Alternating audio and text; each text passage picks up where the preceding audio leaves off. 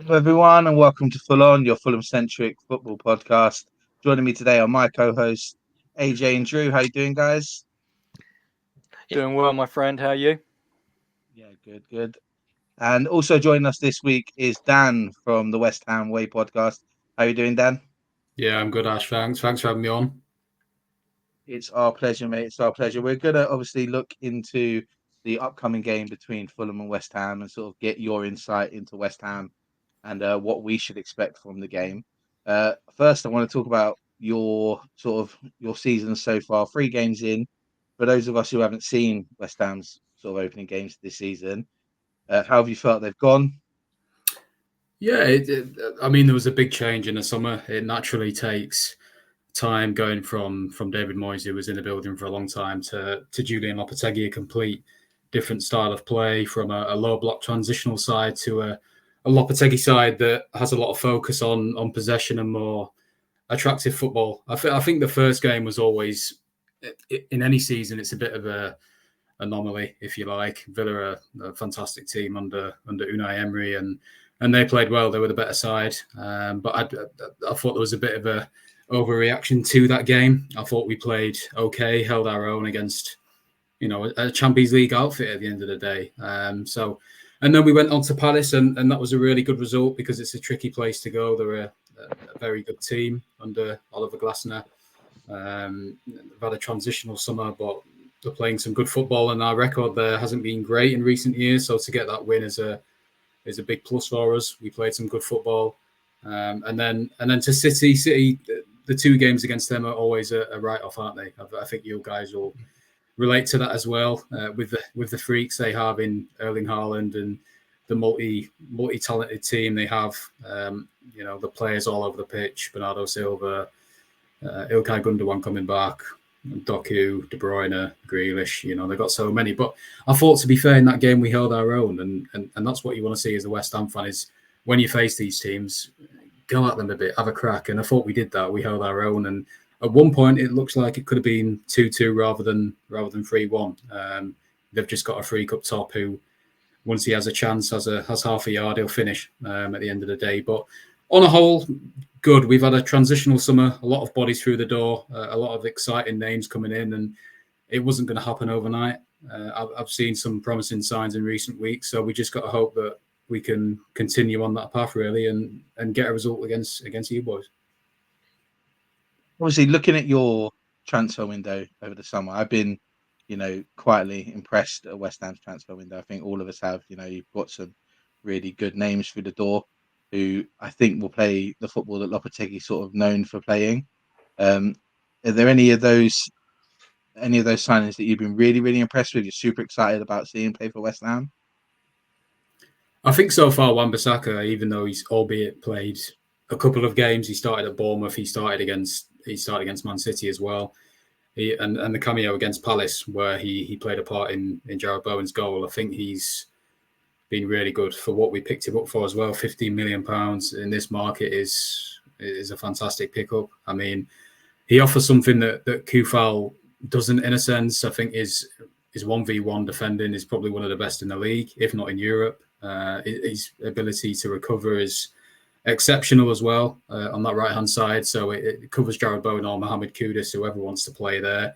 So I think him in particular, going forward, he's offering a bit for us as well in terms of getting forward, crosses into the box, linking up with Bowen. So he's impressed me so far. Crescencio Somerville is another name that I'm intrigued to see more of. I think he may possibly start this game. Kudus has been on the left, but that isn't his best position. He's not suited there compared to centrally. I think he's probably one of the best central transitional attacking players in the league, but he's been shoehorned onto the left where he's not as effective. So in this game, we could have Kudus centrally and Somerville come in on the left. Somerville, when he's played this season in parts, he's looked lively. He hit the post against City, came close against Bournemouth, should have scored in the first half. So him as well. I think he offers dynamism on that left-hand side. Championship player of the season for Leeds. Had a really good season with them. So him as well. And then you've got Jean-Claire Todibo, if I could add another name, because I think the right-hand side of defence we've been lacking, but he is he is a bit of an animal. I don't think at one stage it looked like he was going to Juventus, but for us to swoop in and get him really shows our ambition, where we want to go as a side as well. And, his qualities, progressive centre-back, likes to carry the ball forwards, plays the ball in between the lines, and very good 1v1 as well. So I think bringing him into the side is a massive bonus for us. Why does the name Tebow ring a bell to me? AJ, when you look at that West Ham transfer window over the summer, as an opposition fan, as a Fulham fan, how do you feel about watching it? Like, are you jealous because of the signings? Are you sort of you think that's the aspirations we should have? It's exciting. There's a lot of big names on paper. I don't know whether or not that necessarily transitioned to big names on the football pitch yet. We'll find out, obviously, as the West Ham season goes on, but Lopetegui's an excellent manager. So if he's signed off on all of these individual players, then they're not just the overarching West Ham board making these decisions. If they are actually the players he wanted, then I have no doubts that they will do exactly what he wants them to do. But from an outsider perspective, if you don't have that information, it looked very Football Manager. Oh yeah, I'm gonna go out and buy all of these big top names that we're not even sure should be at the club because you're fighting with Juve over their signature and stuff like that. So yeah, it's exciting times to be a West Ham fan, absolutely. But so in my opinion, are yet to be decided whether or not this is playing an old style QPR and signing all of the big names, or whether or not it's a huge push for consistent European football for them. Yeah, Drew. Looking at Lopetegui coming in again as an opposition fan, what are your thoughts on that? Because I think he's a massive change in style for West Ham from the previous manager. How do you feel?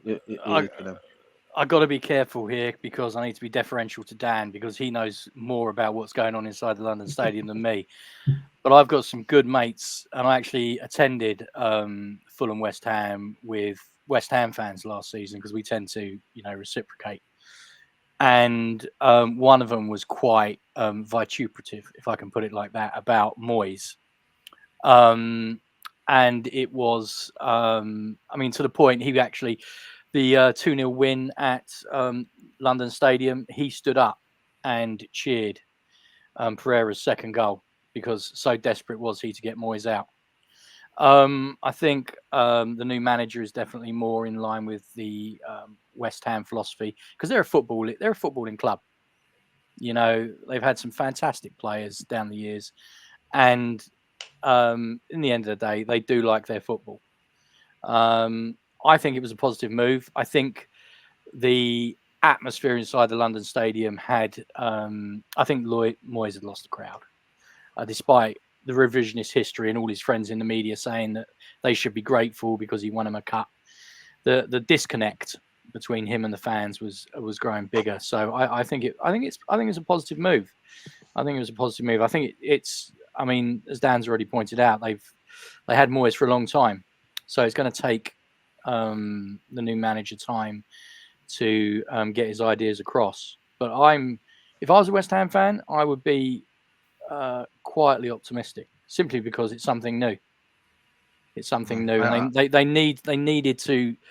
For those of us that had the opportunity to go to Upton Park and the atmosphere there, the fans were, a massive asset. But increasingly, Dan, I apologise if I've got this wrong. This is just from me looking from the outside. There seemed to be a widening gap between the fans and the club, and you really can't. You need that fan base on side, because if you're, as Moyes found out, they are quick to turn. They are quick to turn. So that's how I'm seeing it. And obviously, from your point of view, how has there been an initial sort of bump in the positivity around West Ham fans with Lopetegui coming in? How has that been for you guys? I think so. As you know, football is very fickle. Fans are very fickle, aren't they? As soon as you get a good result and then a bad result, it can sway. I think that Palace win and the Bournemouth win at home, albeit we didn't play very well at all. It was a pretty dire game of football to watch. Even getting that win, the atmosphere against Man City gave everyone a boost. The atmosphere was really good. Fans were up for the game. Of course, when you get a big team come into your place, you're naturally going to lift the atmosphere, aren't you? Like you guys would at Craven Cottage. But it's tough, really, because as Drew alluded to there, Moyes was kind of the victim of his own success in many ways. He won the trophy, albeit he should have won it against the teams we played. He still beat what was in front of him, and that's all you can ask for. We won that in the end, and that was our first trophy in however long, which is fantastic. But the football was always very difficult to watch. And then you've got to try kind of what we've done with Lopetegui is transition from a defensive low block manager who likes to counter attack. And we haven't gone straight to the other side of Ruben Amorim, who we were linked with in a very possession based heavy style. Lopetegui is kind of that middle ground. He'll look to press. He won't sit back.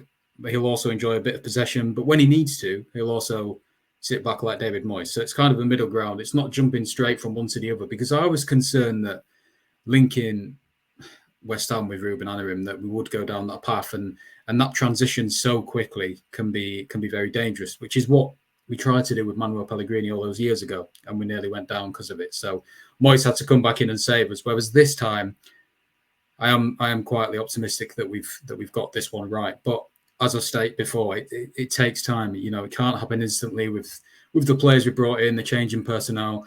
It doesn't happen in 2 or 3 games. You've got to give them time to adapt to the system, the country, and then after the weeks, you know, after this game and moving forwards, we'll see the players in full flow. Yeah, obviously, let's look at the game now. Obviously, coming up, none of us are expecting to see a similar result to last season. I think that, you know, the win at Craven Cottage last year was, I don't even think any of us expected it. I don't think any of us saw it coming. I don't think West Ham fans saw it coming, no matter how sort of, yeah, no matter how bad the situation was at the time. So I know that, and we know, I think all 3 of us will know that we're playing a completely different West Ham than we did last year. Looking at the way you've started playing so far this season under Lopetegui, what should we be expecting in terms of your formation, sort of the way you set up and look to play? Yeah, so he adapts to different games as you guys do under Marco Silva. I think from this game, in possession, you can look to see a 4-2-3-1 or possibly a 4-3-3. As he does have a few selection dilemmas going into this game. Whether Kudus moves to the right, who does he play up top? Because Mikel Antonio's off form at the moment. Could Nicholas Fulco come in, or even play Jared Bowen up top? There's a bit of a dilemma there. But out of possession, it'll be quite a high pressing approach. It won't be as, put it this way, it won't be as laid back as last time where we went to your place, played in a low block, because what you do under Marco Silva is your rotation in wide areas is fantastic. That's how you generate chances. That's where you get crosses into the box. You know, the first goal last season, we were in a low block, hardly any pressing at all. Pellegrini was able to get a cross into Jimenez, which is where he scored from. And if you give your players, your wide players in particular, a chance to cut in and get that cross in, that's when Rodrigo Muniz can cause problems. So I think it'll be a lot different from that. We'll have learned from that massively because our pressing structure didn't exist when we played you at Craven Cottage last time. So I still think we'll look to double up in wide areas like we did at your place, but there'll be much more pressing. It'll be much more intent. So yeah, I think that's what you can expect. Am I right to think that Bowen is a little bit more defensively sound than Kudus, who works harder out of the two to double up on our wingers and partner with Wan-Bissaka on that right-hand side? I think Jared Bowen. I think you'll likely see him there. He's naturally, as you said, AJ, more defensive than Kudus. Kudus can at times, if you look at that goal we conceded against Villa, John Duran's goal, Kudus switches off a bit on that side. Matson's able to overlap and pulls it back for Duran, who scores. So to answer your question, probably Bowen. I want to see Kudus in this central role. He's kind of been shoehorned on that left-hand side for me. He caused City problems there, but his best position is in that number 8 role either side, where he can receive it, and just run with the ball, because when he's in full flight, he's frightening. He's difficult to stop. So I'd like to see him there, kind of hanging up a bit more further up the pitch, and Bowen can do that dirty work, if you like. Yeah, I think we're sort of expecting a similar thing from what I've seen of West Ham so far this season. I think I've been quite impressed with how well your low blocks worked when it's needed to be there. And I did watch an awful lot of the highlights of Crystal Palace game, mainly because I always love watching Crystal Palace lose. But that's the Croydon boy in me. So, Drew, let's look at this a little bit selfish from our point of view. We spoke on Sunday following the game at Ipswich about our starting lineup and the fact that we played the same starting 11 for the third game in a row. I'm not expecting that this game. I'm expecting some of the new players to come in. What do you think Marco will probably think to do in terms of a starting 11 for the game? Is interesting. I mean, Dan was talking about possibly starting Bowen up top. Now, West Ham did that last year, and I appreciate West Ham were in disarray at the time, but Bowen is 5'6", 5'7", and although he's great on the ground, he's not going to be out jumping anyone, especially the centre backs we've got. In terms of our centre backs, it sounds harsh, and I don't think he's done anything wrong, but you'd be expecting Anderson to supplant Diop. The issue, as far as Fulham concerned, and AJ and I talked at length about this on Saturday, and Dan, you might not be aware, but obviously the balance of our midfield has changed significantly because we've got a massive Polinia-sized hole at the bottom of our midfield. And there is not quite a civil war, but there is a strong divergence of opinion at the moment about the makeup of our midfield. Andreas Pereira, who obviously caused you a significant amount of problems in the London Stadium last year, has some Fulham fans will say had his role changed. He's not really playing in the number 10 position, and it's adversely affecting his play. But if you look at how we line up, I describe it as an inverse pyramid. We have one defensive midfielder, and we have like split 10s. So it's very difficult to see who's an 8 and who's a 10, for example. But with Emile Smith-Rowe in the lineup, and I don't think he's going to be dropped, it seems that Pereira's role has changed. And to be fair to him, if he's being asked to do something he is not naturally good at, then he can't play. But on the flip side, he seems to be a silver favourite. I would be tempted, bearing in mind the talent West Ham have got, is probably to make the midfield more secure. And I would look to bring in, Berge. I think probably drop Pereira, just make us more solid through the centre. Elsewhere, Traore picks himself. Iwobi's probably not going to be dropped.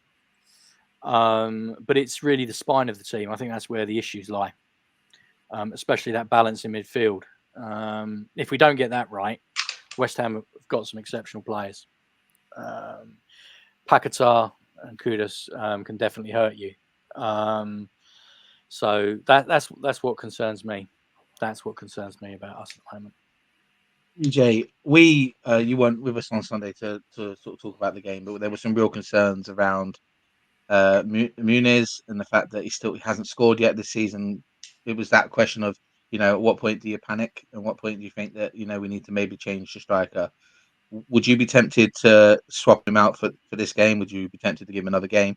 What do you think we should do in terms of the fact that we seem to be creating chances? We've seen the stat come out during the week that we created more chances than any team in the Premier League so far, which is slightly concerning considering the fact that we've only scored 3 goals. What would you think we should do? Swap him out with who? That's my answer. There's my answer. It's swap him out with who. Realistically, we've got no choice at this stage but to bank on his purple patch returning. He's clearly a player that relies on confidence heavily. So what we can hope is that he scores at some point soon and uses that as a piggyback to back his own form.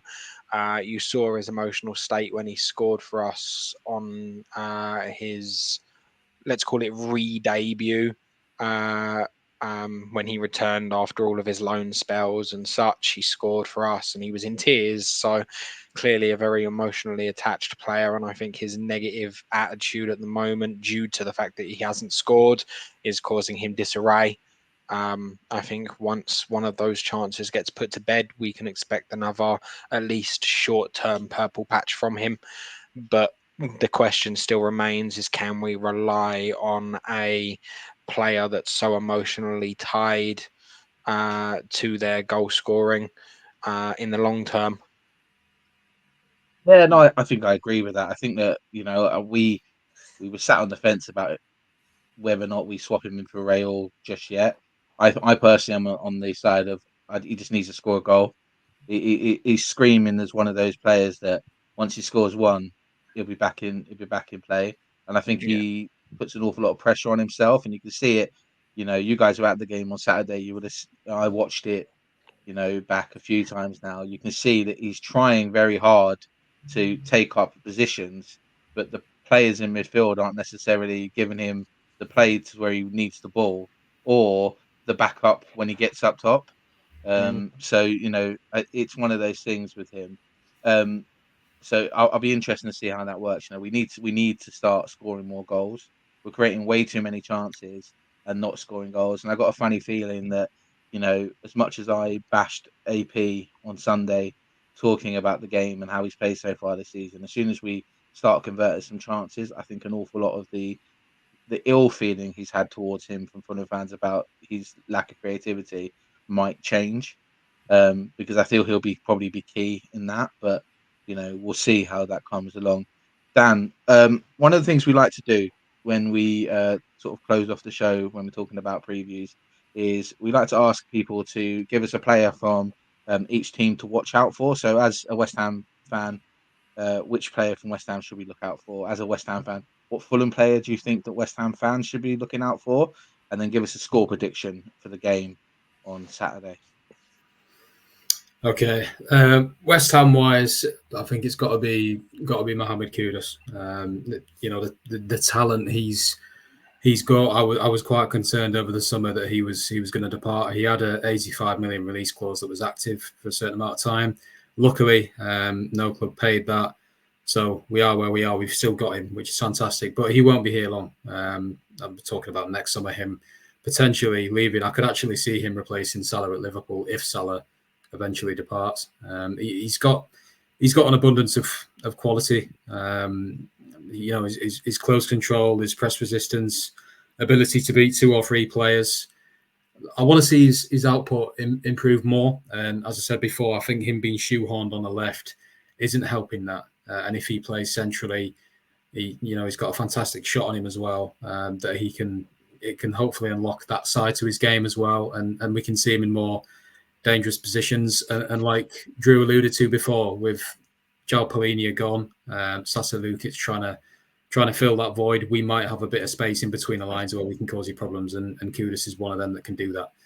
In terms of a Fulham player, you've got a lot of quality up top. I've been interested to see that Adama Traore, who has been a bit of an enigma in the past, has stepped up this season. Obviously scored against Ipswich. Rodrigo Muniz, as you guys talked about, has a bit of a dry spell, but he'll naturally come back. I've got to go with your new man though, Emil Smith-Rowe. I think he's so talented. What he can bring to you guys in that kind of left hand side number 8 role, combining with Anthony Robinson over on that side. He's a fantastic player, and I think moving to you and getting regular football will up his game, and maybe get him back into the England fold as well. But he's got it all, carrying the ball forwards, seeing the passes ahead of him, the vision he's got. He can score goals as well, as he did against Leicester. He can drift into those positions. So I'm naturally concerned about him and the space, his ability in half spaces to cause us problems as well. To end on a prediction, I'm going to sit on the fence. I think it'll be a tough game, as we discovered last season twice against you. So I'm going to go Fulham 1, West Ham 1, and I'll take that every day of the week because it's a tough old place to go. Marco Silva's got you playing some very good football. So yeah, I'll take that. Drew, what about yourself, mate? Give us a West Ham player to look out for, a Fulham player to look out for, and then your scoreline prediction. It's so difficult, isn't it? Because they've got some really good players, but as we saw last season, they can lay a complete egg. I mean, Kudus is the obvious one. I mean, Dan, what's happened to Paquetá? He's still playing for you, isn't he? He is, yeah. He obviously had that betting scandal in the summer, which was a big one, which affected him, which could end his career at some stage. It's still ongoing. He's really frustrating, Drew, because he's one of those players. He can win a game in a moment. He's got the passing ability to do it all, but I want to see more output from him. I mean, the game against City, he was. It's me talking about Pereira. This is what this is. Yeah, yeah, you can relate. Like the game against City, Haaland's first goal. If you watch it back, Paquetá and Emerson are casually passing it to each other, and Paquetá eventually loses the ball, and Haaland scores from it. But he's been playing in a deeper role, and it affects his game. He can sometimes lose the ball in risky positions. It leads to high turnovers, which you might identify with him. So I want to see him high up the pitch. He's got the quality. He's very good in the air. He's good ball striking. He's got the vision to unlock defenses as well. But for whatever reason at the moment, I think it's the betting scandal hanging over his head. He's not doing it, which is a shame. And I'd actually consider dropping him for this game and bringing in Somerville on the left, maybe Kudus in the middle, Bowen on the right, and Fulkrug up top as another option, because he's not performing at the moment. That's interesting, because he is one of my favourite players. But watching him at the London Stadium last year, it was him trying to do too much in midfield. He's basically trying to take the piss out of Fulham, pardon my French, which cost you, I think, the second goal, because he just ran into Polinia, and he was never going to win that physical fight. No. But yeah, I mean, with him, I mean, it's going to be a toss-up between Kudus and Bowen, isn't it? The problem we've got, Ash, and you've already alluded to this, is scoring goals. I mean, the stats may say one thing, and AJ will correct me if I'm wrong, but I didn't see a lot of chances being created on Saturday. And no. AJ made the point that crosses were going into the box, but they weren't clearing any defenders. And when Muniz was getting the ball, he was getting it to his chest. And the imbalance in midfield meant he was often isolated. AJ, you saw it as well as I did. I mean, you're the one that pointed it out to me. So I don't see us scoring a lot of goals, unfortunately. So I think Dan, and I'm not just saying this because you're our guest, Dan, all right? Not a secret iron, but I think he might be onto something with a draw, because, yeah, I mean, that second half, I mean, I don't know what AJ felt on Saturday, but I didn't see us scoring. So, yeah, I think it's going to be a low-scoring draw. Okay, what about yourself, AJ? Well, I'm going to get the boring part out of the way. I think it's going to be a 0-0 draw. Everything Dan has described about Lopetegui and the issues going on with their sort of number 10, number 8 situation is awfully poetic of what's going on at Fulham at the moment. And I think that will have a tendency to balance itself out and cause a complete neutralization of the game. I think it'll be a boring watch. I think we'll both go strong at it, but won't give up tactically and change the way we want to play, and it'll just be a complete cancel out, because I think, based on what Dan has said, and he knows an awful lot more about Lopetegui than I do, he sounds an awful lot like Marco Silva, and I think Paquetá and Andreas Pereira clearly have a lot of similarities as well. Both would rather be in the 10, being forced into an 8 to fit 4-3-3 instead of playing a 4-2-3-1. Both squads seem better suited to a 4-2-3-1. And despite that, are still reluctantly playing a 4-3-3 because that's the modern trend nowadays. So it's an interesting one, but yeah, I think it'll be, unfortunately, quite a boring watch. It's going to be 4-4 now, you know that. Of course. House on a 4-4. House on a 4-4. Are there any sort of any one of the West Ham players that you in particular are concerned yes, about? of course. If he happens to be fit in time for it, I'll actually be terrified of Michael Antonio. because he scored 6 goals in 9 games against us, and half a handful of assists as well. So he does like playing against us. But if he's not fit and he's not playing, I'd be dreadfully concerned about Kudus. I've rated him since before he joined West Ham, and he's one of the few players that I am very, very envious of and would love to have at the Cottage. But as Dan has alluded to, it's likely he'll be on to bigger and huge pastures to come. Yeah, Mikel Antonio, he's highly unlikely he's watching this, but if he is, I know Mikel. We grew up on the same council estate in Wandsworth. He's a year younger than me, and it's inevitable that he scores against us almost every fucking time he plays against us, because it is what it is, isn't it? He just thinks of you every single time, Ash. Mate, That's why. I've literally known him since he was 8 years old. A scary thing, just there the whole time. I got to enjoy him watching playing for Tooting and Mitcham for a little while, and then he's just been coming up and haunting me ever since. I'll look at it like this. For me, looking at the West Ham squad, the player that I'm actually concerned about is actually Max Kilman. I think he's had a really good start for West Ham. Dan, I don't know if you agree with that. So I think he's a really solid defender. I think he started really, really well, and I think that if Muniz is going to play and score on Saturday, he's going to have to be on his game, because I think Max started really, really well for West Ham. I know they put in a lot of money to sign him from Wolves, but Dan, you can tell us now, mate. How has he been? How's he started for you? Sort of, what's he been like?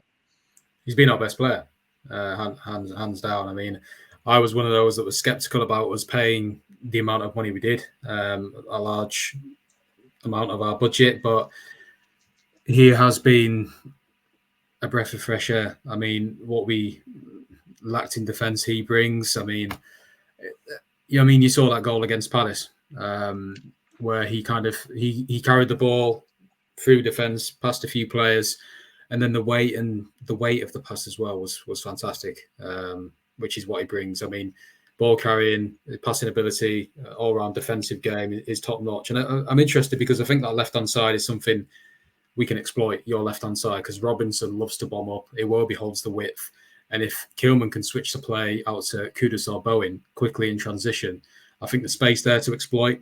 So I'm interested to see how Lopetegui goes about that. So yeah, we'll have to wait and see. Yeah, I think I agree with that. I think he may well be sort of unlocking quite a lot with the way that we know that Anthony Robson likes to bomb on. So, and then obviously from a Fulham point of view, I agree with pretty much what's been said. I think Emma Smith Rowe is going to be our outlet again. He's been good so far this season, and I've been very impressed with him. He just needs his fitness levels to get slightly higher, play some more 90 minutes. But we know what Marco Silva does and what he is as a manager, and he's trying to get the confidence there as much as he's trying to get the fitness there.